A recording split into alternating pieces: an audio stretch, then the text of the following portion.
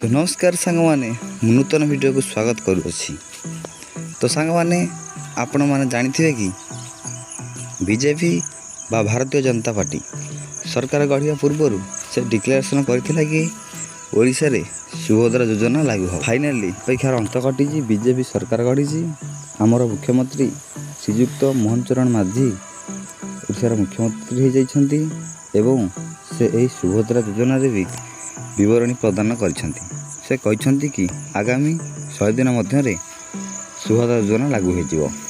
तो आपण मैंने भी सुभद्रा योजना पाइबाक हेले पर्याप्त प्रमाणपत्र रखिथे आवश्यक। तो सेथिपाई वीडियोटी को देखंतु एवं कौन कौन डॉक्यूमेंट लागिवो जानि रखंतु एवं वीडियोटी को शेष जाए देखंतु। तो देखि पारुथिबे कि एठी लिखा जाइछि कि प्रति महिला माने 50,000 टंका पाई परिबे, जाकि गिफ्ट भाउचर माध्यम 2 वर्ष मध्य 25,000 होकि 50,000 टंका पाई परिबे। एवं यार किछि डॉक्यूमेंट देखि नबा कौन कौन डॉक्यूमेंट एथिरे लागू हेबो एवं कौन कौन डॉक्यूमेंट दरकार एठी देखि पारुथिबे।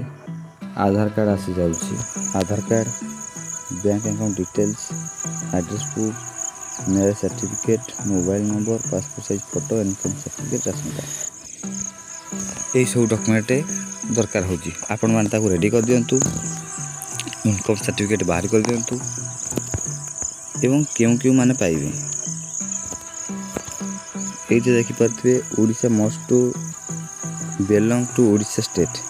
प्रति महिला माने जी महिला माने अप्लाई करिवे से ओडिशा रे होइथिबे। सुभद्रा योजना पाइबा कहले महिला माने खाली अप्लाई कर परिबे, पुरुष माने अप्लाई कर परिबे नहीं। The application should be between 23 and 59 years. देखिए जो महिला मैंने अप्लाई करेंगे 23 टू 59 वर्ष मध्य होते से एलिजिबल हो पारे। ओनली वन मैरिड, अनमैरिड को चलो ना, अविवाहित महिला मान को मिल ना, मैरिड कथा पड़ो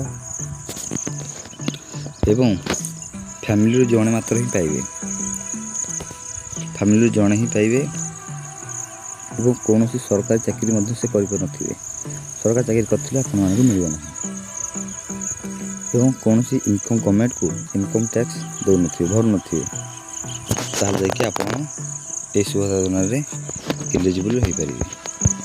तो ये थिला वीडियो किसी टिप्पणी एवं आगु को यार अप्लाई डेट आसीगले यही टेलिंग टॉपिक्स यूट्यूब चैनल रे आपण पाइजिबे।